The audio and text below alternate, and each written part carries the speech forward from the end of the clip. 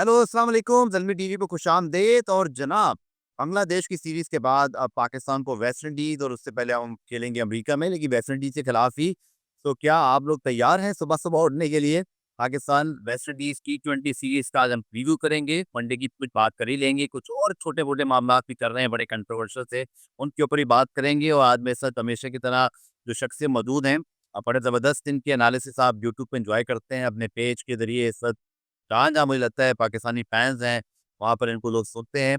और सैयद अली इमरान मेरे साथ मौजूद हैं, जो कि इस वक़्त हमें जॉइन कर रहे हैं लाहौर से। कराची छोड़ के लाहौर जा चुके हैं। सबसे पहले तो अली, बहुत खुशामदीद और ready for the early waker. सुबह 5 बजे उठना है। अब पता नहीं कराची में आपको हमारी तरह ही कराची वाले हैं, मतलब जाग के एक ही दफ़ा सोएँगे या उठना तो बड़ा मुश्किल है। तो रेडी फॉर द अर्ली वेकर्स और कंटीन्यूअस वेकअप।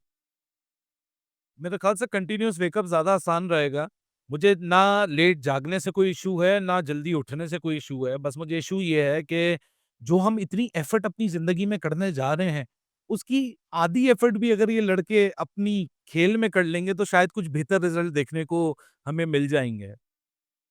जी भाइयों, ख़ासतौर पे पाकिस्तान टीम, अगर आपको हमारा पैगाम कहीं से कहीं पहुँच जाए तो अच्छी क्रिकेट खेल जीतेगा। Ali, coming back to state, Pakistan versus West Indies, 5-0 ज़रूर हुआ, लेकिन वेस्ट इंडीज़ ने कहीं न कहीं वो टी20 ब्रांड ऑफ क्रिकेट ज़रूर दिखाई बैटिंग में, जो हम अपने लड़कों को सिखा रहे हैं या बताना चाह रहे हैं। बांग्लादेश की, मैं किसी हद तक माइक हसन से डिसएग्री तो करूँगा कि आप विकेट में सब कुछ नहीं डाल सकते, वो भी जब आप बांग्लादेश से हार रहे हो। बट शायद वेस्ट इंडीज़ में जिस तरह कि ऑस्ट्रेलिया के कितने रन्स बनाए, टिम डेविड की सेंचुरी हो, हेडमायर की बैटिंग, आंद्रे रसल भी जाते-जाते कुछ छक्के चौके मार गए। तो शायद मुझे लगता है कि अ, वेस्ट इंडीज़ का तो मतलब मैं कह सकता हूँ कि रन्स हो गए। अब मुझे नहीं पता फ्लोरिडा में लॉडरडेल के अंदर जहाँ पिच है, अली, अगर आपकी कोई जानकारी आप तक पहुँची है, क्या एक्सपेक्ट कर रहे हैं? क्या आपको बहुत मुश्किल पिच होने वाली है, फुल ऑफ रन्स होंगे? What is the background now? देखिए, गफ़ार 3 हमने टी20s खेले माइक हेसन और सलमान की नई मैनेजमेंट के अंदर पाकिस्तान में, गद्दाफ़ी स्टेडियम लाहौर में, जहाँ 200 एट विल बन रहे थे और हमने 3 टी20 इंटरनेशनल्स खेले बांग्लादेश शेर-ए-बांग्ला स्टेडियम में, जहाँ बांग्लादेश ने हमें 2 से 1 से ये सीरीज़ हराई। और आखिरी मैच ठीक है, कंसोलेशन विन है, साहिबज़ादा फरहान ने अच्छा खेला, पावर प्ले में हमने जो 2 टी20s में गलतियाँ की थी, उसको दुरुस्त किया। लेकिन हम ये फॉर अ फैक्ट भूल नहीं सकते कि खुशी के साथ-साथ, क्योंकि ये ट्रांजिशनल पीरियड है, तो हमें ज़रा कॉशन होके खुशियाँ मनानी चाहिए, ओवरबोर्ड नहीं हो जाना चाहिए। इस टीम पाकिस्तान में अभी भी काफ़ी क्रैक्स हैं, वो एक जीत आपके मसाइल को नहीं छुपा सकती। वो एक जीत आपके इंडिविजुअल के ऊपर ज़्यादा डिपेंडेंट है, क्योंकि अगर आप उस टी20 इंटरनेशनल में भी देखें तो मोहम्मद हारिस और सलमान अली आगा की जो बैटिंग थी वो तब भी क्वेश्चनेबल थी। So you were just banking on couple of good knocks, especially Sahibzada Farhan. अगर आप हसन नवाज़ की भी इनिंग देखो, हसन नवाज़ का एक शॉट था शरीफुल को, जो उसने हुक शॉट मारा है बैकवर्ड स्क्वायर लेग के ऊपर, वो बॉल सिर्फ मिडल हुआ था, बाकी उसके जितने शॉट्स थे उसके अंदर वो टुल्ले ही थे, वो कोई टेक्निकली साउंड शॉट नहीं थे, तो किस्मत का भी बहुत एलिमेंट था। हमको ना अपनी नेगेटिव्स को यहाँ ज़रूर मद्देनज़र रखना चाहिए, और ये सारे नेगेटिव्स को मद्देनज़र रखते हुए एक चीज़ या बहुत तयशुदा है कि भले वेस्ट इंडीज़ 5-0 हारी हो, वेस्ट इंडीज़ की बॉलिंग अटैक ने 16 ओवर में 200 रन खा के ऑस्ट्रेलिया से 5-0 करवा लिया हो, ये ये सारे फैक्ट्स हैं। लेकिन ये जो सीरीज़ होने जा रही है पाकिस्तान बामुकाबला वेस्ट इंडीज़, मैं ज़ाती तौर पे समझता हूँ कि कंडीशन के ऊपर बहुत डिपेंड करेगा पाकिस्तान। पाकिस्तान की front line first choice bowling attack वापस आ रही है। पाकिस्तान के पास इन फॉर्म हसन अली हैं, शाहीन शाह अफरीदी काफ़ी रेस्ट के बाद आ रहे हैं, हारिस रऊफ इंजरी से रिकवर होकर आ रहे हैं, काफ़ी ऑफ टाइम मिला है। अगर अब भी हम अपने आप को बेहतर क्रिकेट और अपने आप को ऊपर रख के वेस्ट इंडीज़ पे क्रिकेट नहीं खेल सकते, अगर हमारे अंदर वो कॉन्फिडेंस नहीं पैदा हो सकता, तो शायद फिर हम विकेट के ऊपर ही डिपेंडेंट होंगे। अगर हमारे बल्लेबाज़ों को ये फट्टा विकेट मिल गया, तो हमारे बल्लेबाज़ या शायद ऐसी क्रिकेट खेल के आपको दिखाएँ कि जो आप मॉडर्न डे सो कॉल्ड टी20 क्रिकेट को चेज़ कर रहे हैं, वो उस टाइप का 180, 200, 220 के टोटल आपको दिखें। लेकिन फ्लोरिडा में ऐसी विकेट्स होती ही नहीं है गफ़ार। मैं लास्ट ईयर 2020 में भी वहाँ मौजूद था। क्योंकि यूएस में है, मियामी में है, so it all adds all glory. हकीकत बात ये है कि मियामी से कोई 50 माइल दूर है ये स्टेडियम, और ब्रोवard काउंटी के अंदर ये स्टेडियम आता है। देखने में बहुत हसीन है, लेकिन बहुत ही पुअर ग्राउंड फैसिलिटीज़ है, और जो सपोर्ट स्टाफ है वो तो हम खुद विटनेस कर आए थे। पाकिस्तान तो टेक्निकली तो डीएल पे बाहर हुआ था क्योंकि उससे पहले वाले मैच में बारिश हो गई थी, वरना कुदरत का निज़ाम हमें बचा सकता था एक दफ़ा फिर। सो उधर बारिश इतनी नहीं हुई थी, लेकिन वहाँ ड्रेनेज फैसिलिटीज़, जो विकेट की कंडीशन है, वो इतनी कभी इम्प्रेसिव रही नहीं है। हाँ, इंडिया ने कुछ मैचेस खेले हैं वेस्ट इंडीज़ के साथ बायलैटरल, उसमें हमने कोई हाई स्कोरिंग अफेयर देखे हैं, लेकिन यहाँ इतनी क्रिकेट होती नहीं है कि आप यहाँ अंदाज़ा लगा सकें कि what kind of wicket is waiting for us.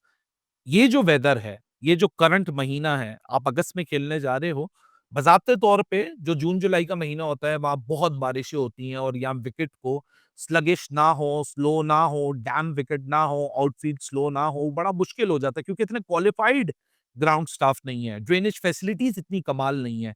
लेकिन अगस्त का महीना बज़ाब्ते तौर पे मियामी में काफ़ी गर्म होता है। सो मुझे ये अंदाज़ा लगाना पड़ रहा है क्योंकि टी10 इन्हीं महीनों में हुआ था आज से 2 साल पहले।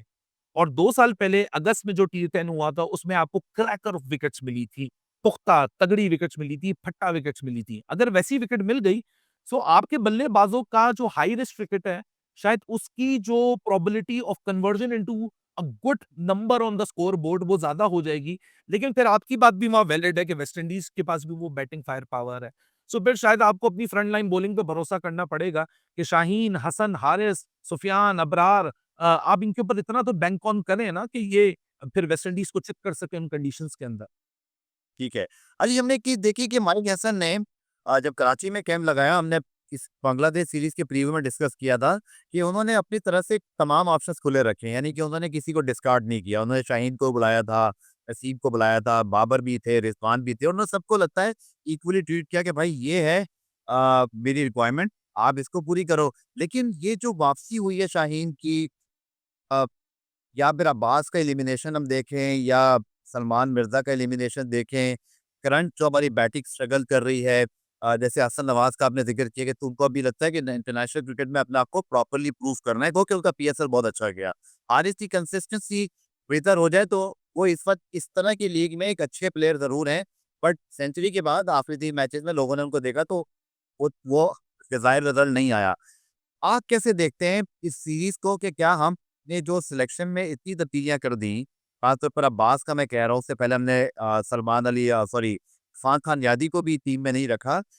ये तो कम से कम ना हो ना, या तो फिर ये क्लैरिटी हो कि जी हम करने क्या जा रहे हैं और हमारा गेम प्लान क्या है। इस चेंजेज़ ने थोड़ा-सा ना मीडिया को भी बौखला दिया कि ये लड़के बाहर क्यों हुए और जो वापस आए, वो क्या वापस it's for the sake of return आए हैं कि उनको आना ही था, या ये सिर्फ़ लड़कों की जगह आने से?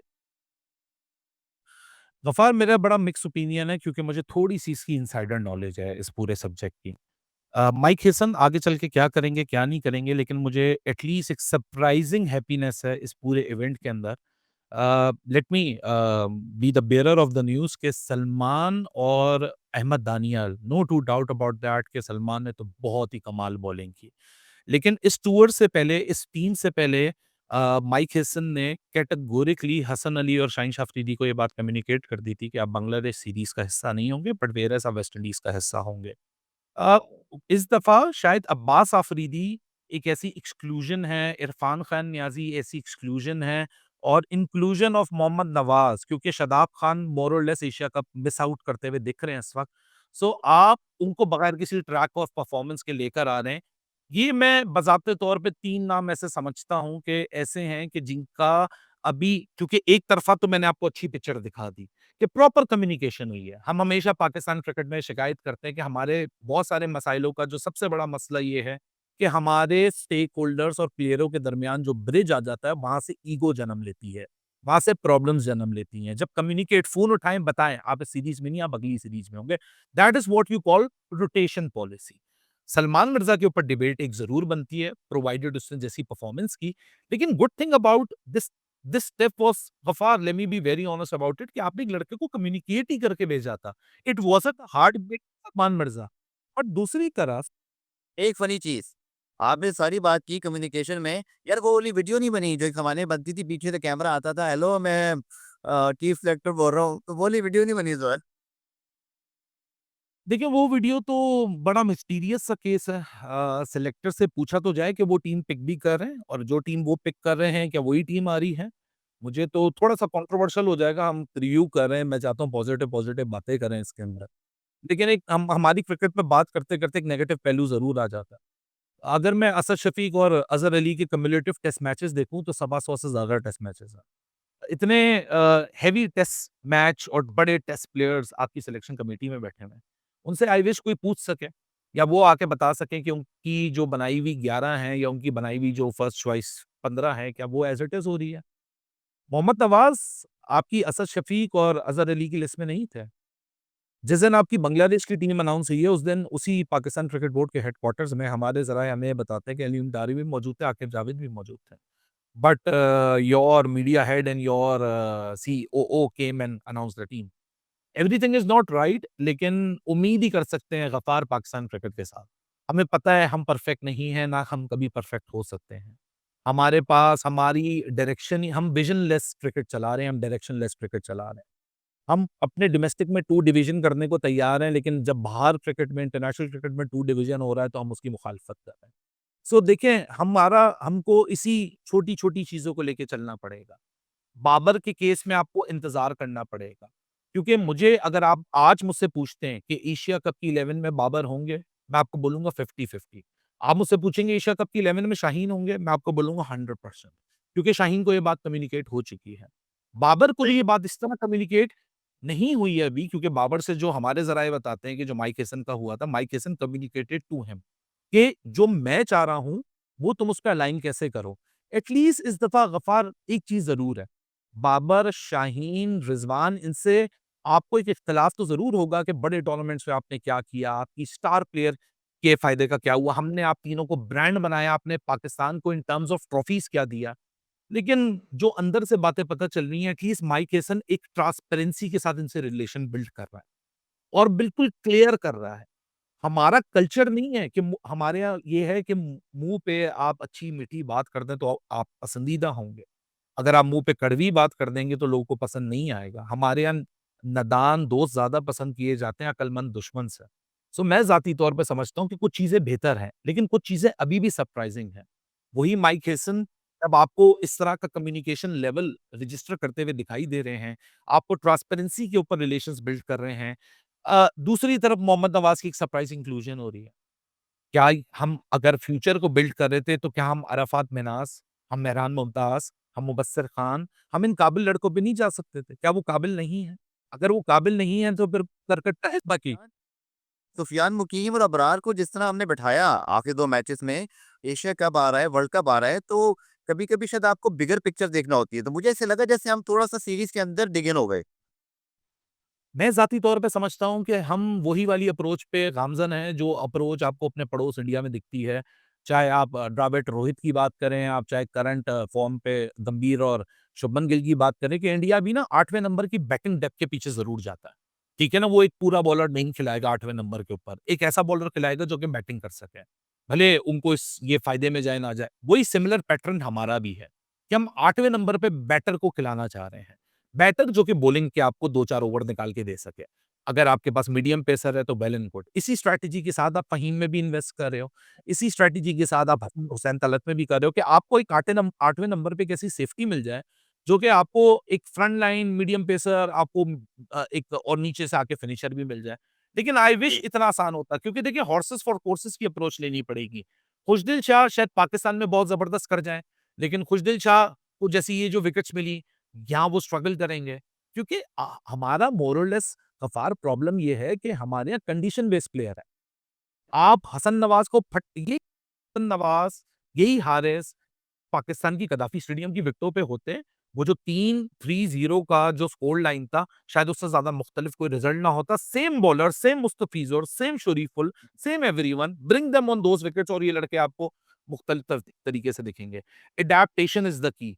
ये सब चीज़ें मुझे नहीं लगता ओवरनाइट आएँगी, लेकिन आपके पास सिर्फ़ एक ही चीज़ है, believe in yourself. Believe in your skills and play positive. लेकिन उसमें फिर पाकिस्तान क्रिकेट बोर्ड का किरदार बहुत इंपॉर्टेंट हो जाता है कि आप अपने ड्रेसिंग रूम एनवायरनमेंट को, आप अपनी सिलेक्शन के प्रोसेस को कितना टॉक्सिक टॉक्सिक फ्री कर रहे हैं, जो कि अनफॉर्चुनेटली अगर आज आप मुझसे पूछे कि मैं आपको गारंटी के साथ बता दूं कि ऐसा हो सकता है, मुझे नहीं लगता, क्योंकि हमारे यहाँ तो एक हवा का रुख बदलेगा, आंधी आएगी और जो निज़ाम चल रहा है, वो चंद लम्हों के अंदर पलट जाएगा। ठीक है। अली हमने बात की थी जब बांग्लादेश सीरीज़ शुरू होने लगी थी कुछ प्रेडिक्शन के हवाले से ये मेरा बड़ा फ़ेवरेट होता है कि देखें जी क्या हो रहा है। मेरी प्रेडिक्शन तो ठीक निकली, मैं तो 2-1 कह रहा था बांग्लादेश क्योंकि मुझे भी प्रो आता और इनएक्सपीरियंस बैटिंग थी पाकिस्तान की। लेकिन चलिए ओवरलुक करते हैं क्योंकि बड़ी पिक्चर ये है कि हम एशिया कप के लिए यंग लड़कों को चांस दिया। चलें मैं तो ये भी कहता हूँ ये अच्छा ही हुआ कि आप एक डिफरेंट चीज़ तो कर रहे हैं ना। But now Ali what is your prediction for the टी20 और अगर आप वनडे बता दें या बल्कि आप मुझसे पूछे ना पूछें मैं खुद ही बता देता हूँ मुझे टी20 पता नहीं क्यों वेस्ट इंडीज़ थोड़ा भारी लग रहा है। तो वहाँ शायद हम 2-1 हो सकते हैं या 2-1 में भी जीत भी जाएँ। But surely Pakistan can beat them in the ODIs हालाँकि उनके पास भी अच्छे प्लेयर्स हैं। Ali what your prediction? यार इन ऑल लाइकलीनेस हमको सीरीज़ जीतनी चाहिए। लेकिन वही वाली बात है कि खदशात हमारे साथ हैं। हम ओडीआई के लिए भी श्योरिटी से नहीं कह सकते। हमारा प्रूवन प्लेयर हो, हमारा नया प्लेयर हो, हमारे प्लेयरों के साथ सबसे बड़ा मसला ही अडैप्टेबिलिटी का आता है। Will our batting lineup would adapt to those conditions in a second जहाँ जाके आप वैसे ही खेलना शुरू कर दें जो कि सिचुएशन हो, वो मुश्किलात है। लेकिन चलें बाबर की वापसी होगी तो एक आप ज़रूर ये भरोसा रख सकते हैं कि एक मैच्योर हेड आपकी बैटिंग में ऊपर आके खेलेगा जो कि अपने इर्द-गिर्द पूरी बैटिंग लाइनअप को खिलवा सकता है। लेकिन जैसे ओडीआई में हसन नवाज़ की इंक्लूजन हुई है, तो मुझे पता नहीं क्यों ओडीआई की टीम देख के लग रहा है कि शायद हम क्योंकि हमारा क्रिकेट बोर्ड क्योंकि चाह ही नहीं रहा था कि हम ओडीआईज़ खेलें, हम तो टी20 के लिए पुश कर रहे हैं। तो मेबी ये बिल्कुल 11th आवर के ऊपर बनी है। आप मुझे हसन नवाज़ का नाम देख के बड़ी वहाँ हैरानी है। मुझे वहाँ साहिबज़ादा फरहान को ना देख के बड़ी हैरानी है। क्योंकि साहिबज़ादा फरहान तो टी20 सर्किट में तो बाद में उसने रन्स करना शुरू किए, उसने तो पहले लिस्ट ए में रन्स करना शुरू किए थे। पिछले 4-5 सालों से वो लिस्ट ए में मुसलसल रन्स कर रहा है। हम हसीबुल्लाह को कंसिडर नहीं कर रहे हैं। सो देखो अभी तो ओडीआई क्रिकेट हम मैंने अभी आपको थोड़ी देर पहले बोला विजनलेस, डायरेक्शन क्या है हमारी? हम ओडीआईज़ क्यों खेल रहे हैं? हम ओडीआईज़ इसलिए खेल रहे हैं कि हम 2023 के वर्ल्ड कप के पहले राउंड में बाहर हो गए थे। हम चैंपियंस ट्रॉफी हार गए। हम इसलिए ओडीआई खेल रहे हैं कि हम 2027 में वर्ल्ड कप को जीत सकें। हम वर्ल्ड कप में टॉप 2 में एटलीस्ट अपने आप को देख सकें। अगर हम उस डायरेक्शन में चल रहे हैं, तो आज आप 2025 के अगस्त के महीने में खेल रहे हो, 2025 तकरीबन 4 महीनों बाद खत्म हो गया। आपके पास कुल मिला के 2 साल हैं उस वर्ल्ड कप को और आप हैंडफुल नंबर ऑफ क्रिकेट खेलते हो, आपको इतनी ज़्यादा क्रिकेट तो खेलते नहीं हो। आपके पास कुल मिला के 20-25 ओडीआईज़ होंगे वर्ल्ड कप से पहले। आपका प्लान क्या है? आपका प्लान ये है कि आपने रिज़वान को अगर कैप्टन बनाया है, तो क्या आपने उसको अगले 2 साल का कप्तान बनाया है? क्या आप अगर ये जो बैटिंग हसन नवाज़ को लेकर आ रहे हैं, किसी विज़न से लेकर आ रहे हैं या फिर इसलिए लेकर आ रहे हैं कि टी20 उसको एक्सपोज़र देना है तो उसको डाल दिया? क्या आप सलमान को वाइस कप्तान इसलिए बना रहे हैं ओडीआई का, क्या आप उसको नेक्स्ट इन लाइन कप्तान बना रहे हो और अभी आपका प्लान नहीं था तो आपने रिज़वान को कप्तानी कंटिन्यू करवा दी? So you need absolute clarity. Result मायने नहीं रखते गफ़ार। मैं अगर आपको अगर आप सिर्फ़ सीरीज़ की बात कर रहे हैं, सो मैं तो हर सीरीज़ से पहले पॉज़िटिव होता हूँ। मैं तो कभी नहीं कहता सीरीज़ से पहले कि पाकिस्तान हारे। मैं तो हमेशा चाहूँगा पाकिस्तान जीते, हर मैदान में जीते, हर मुकाम पे जीते। लेकिन एक रैशनल अप्रोच से जब मैं देखता हूँ ना कि ये जीत भी गए, तो व्हाट्स नेक्स्ट? सही। हमको लॉन्गर रन में देखना पड़ेगा क्योंकि Pakistan cricket shouldn't be associated to one series. Pakistan cricket अपनी अरूज पे वापस कैसे आएगी? मुझे लगता है कि इस टीम का, इस क्रिकेट बोर्ड का और इन खिलाड़ियों का सिर्फ यही सिंगुलर फोकस होना चाहिए। बिल्कुल ठीक क्योंकि हालिया कुछ अरसे से हम 2-3 साल से यूएसए से हारे हैं, आयरलैंड से जिम्बाब्वे से तो हमें अब वो पहले तो अपनी ना रेपुटेशन को उस लेवल पे लाना है कि हम वो टीम बने जो एक ज़माने में अपसेट होता था जब हमें को हराता था। लेकिन अब मैंने देखा है पाकिस्तान जब बांग्लादेश से हारा मैं मीडिया हाउस में हूँ, तो बहुत ज़्यादा शोर ही नहीं बचा क्योंकि लगता है आदत सो गई है, लेटी है। It remains for a fact कि आप लास्ट ओडीआई सीरीज़ न्यूज़ीलैंड के क्लब लेवल लड़कों से, उनकी सेकंड 11 में नहीं, उनकी थर्ड प्रेफर्ड 11 से, जिसमें एक मोहम्मद अब्बास पाकिस्तानी निजात प्लेयर जिसने डेब्यू किया, 26 बॉलों पे 50 उसने टी20 में आपके ऊपर लगा दी। आप न्यूज़ीलैंड के थर्ड प्रेफर्ड प्लेयर से 3-0 सीरीज़ हार के बैठे हैं, बमा बाबर एंडरसन। एब्सोल्युटली। चलिए जी अली भाई आखिर में अब हम चूँकि लिंक कर रहे हैं वेस्ट इंडीज़ को एशिया कप से, बट एशिया कप के हवाले से जितना मैं देख रहा था इंडिया में इस वक़्त बहुत ही नॉइज़ी किस्म की सूरत-ए-हाल है, बड़ा बैकलैश हो रहा है, बड़ा क्रिटिसिज़्म हो रहा है, बायकॉट की बातें हो रही हैं। गो कि एशिया क्रिकेट काउंसिल ने अनाउंस कर दिया, मोहसिन नकवी साहब के ट्वीट के बाद भी। बट अली लग रहा है जैसे ये अभी ना इसमें एक कहते हैं ना वो अभी कुछ फ़िल्म में सीन बाकी हैं, ट्विस्ट बाकी है। ऐसा तो नहीं है आगे चल के कुछ और गंभीर सूरत-ए-हाल हो जाए क्योंकि डब्ल्यूसीएल के मामले में भी हमने यही सब कुछ विटनेस किया। एशिया कप आपको लग रहा है बिल्कुल 100% डैम श्योर हो चुका है? मुझे नहीं लगता, मुझे ऐसे लगता है जैसे अभी इसमें ना कुछ बाकी है देखना। आपकी क्या राय है? आईसीसी का टूर्नामेंट हो या एसीसी का टूर्नामेंट हो, उसको जो करने के प्री-रिक्विजिट्स होते हैं और जो उसका तरीकाकार होता है, वो तो देखें पूरा फुलफिल हो चुका है। इंडिया पाकिस्तान के बिल्कुल कॉन्फ्लिक्ट है, ना उसे आप आके चुरा सकते हो, ना मैं चुरा सकता हूँ। हकीकत बात इतनी सी है कि बैकग्राउंड के अंदर डे 1 से काम जारी था। ये 24 को मीटिंग होके और ये 28 को शेड्यूल बाहर आ जाना या 27 को जिस दिन भी हुआ, वो सिर्फ़ ये 3 दिन में नहीं हुए फैसले। 3 दिन में ना वेन्यू बुक हुए हैं, 3 दिन में ना शेड्यूल बना है, 3 दिन में ना ब्रॉडकास्टर ऑन बोर्ड हुए, 3 दिन में ना उसने अपनी प्रमोशनल कैंपेन की है, 3 दिन में ना स्पॉन्सर हुआ है। ये काम बैकग्राउंड में बहुत अरसे से चल रहा था और जो वर्किंग ग्रुप था उसमें एसीसी के सीईओ मौजूद थे, उसमें राजीव शुक्ला साहब मौजूद थे, स्पॉन्सर मौजूद थे और ये बैकग्राउंड में काम चल रहा था। देखिए, मेरी नज़र के अंदर टेक्निकली अगर आप मुझसे पूछें, ये जो आप दूसरा बात कर रहे हैं कि आपको खदशा खदशा मुझे भी है। जब तक 14 सितंबर को इंडिया-पाकिस्तान का मैच नहीं हो जाता, मेरे लिए एशिया कप उस दिन तक नहीं हो रहा, ठीक है? कुछ भी हो सकता है। ये 50-50 की सूरत-ए-हाल का शिकार मैं भी हूँ, लेकिन ये टेक्निकल एस्पेक्ट नहीं है। ये एक एस्पेक्ट है जो कि एक्सटर्नल फैक्टर है कि प्रेशर आया, वो प्रेशर बीसीसीआई ने सस्टेन किया, नहीं किया, that time would tell.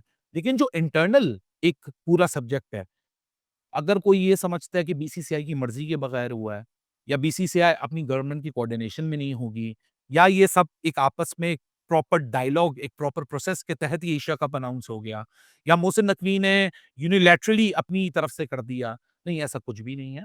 Everybody is on board.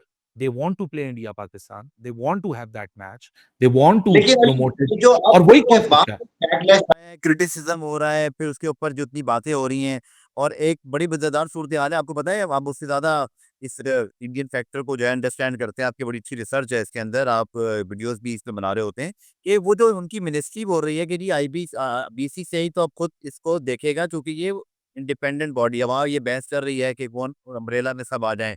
But ये जो पार्लियामेंट उनका इजलास हुआ, वो जो जो वॉइसेस आ रही हैं, उनका जो सारा कुछ है, सो इतना आसान नहीं होगा इस बार बीसीसीआई के लिए। शायद उन्होंने जैसे शाहिद हाशमी साहब की एक रिपोर्ट है, जो मैंने देखी, जो उसमें वो गुफ्तगू फरमा रहे थे कि आईओसी की यूके अब बात कर रहा है इंडिया, ओलंपिक की बात कर रहा है, उसके अंदर आपको सबको साथ लेके चलना होता है। बट इंटरनली उनके अपने मामलात उन लोगों के बीसीसीआई के लिए बहुत मुश्किल बन रहे हैं इस बार। देखिए, बीसीसीआई के लिए कोई मुश्किल हालात नहीं है। बच्चे-बच्चे को पता है, चाहे इंडिया में, चाहे पाकिस्तान में कि बीसीसीआई ने बारहा ये बात की है कि जो गवर्नमेंट का लाइन होगी, हम उसको टो करेंगे। तो मैं उनकी मिनिस्टर को की जो स्पोर्ट्स मिनिस्टर ऑफ इंडिया हैं, उनकी जो स्टेटमेंट थी, उसको मैं ज़्यादा सीरियस इसलिए लेता हूँ क्योंकि वो he is representing the government here और गवर्नमेंट ने वो गवर्नमेंट की रिप्रेजेंटेशन से बोल रहे हैं कि मल्टीलैटरल इवेंट में हमें कोई इश्यू नहीं है। देखिए, जो सेंसिटिव टाइम्स हैं whatever their opinion is, whatever they want to have a say on this कि एशिया कप होना चाहिए, नहीं होना चाहिए, that is their own thing. वो उनका ओपिनियन है, उसका राइट ऑफ एक्सप्रेशन उनका उनका वो है।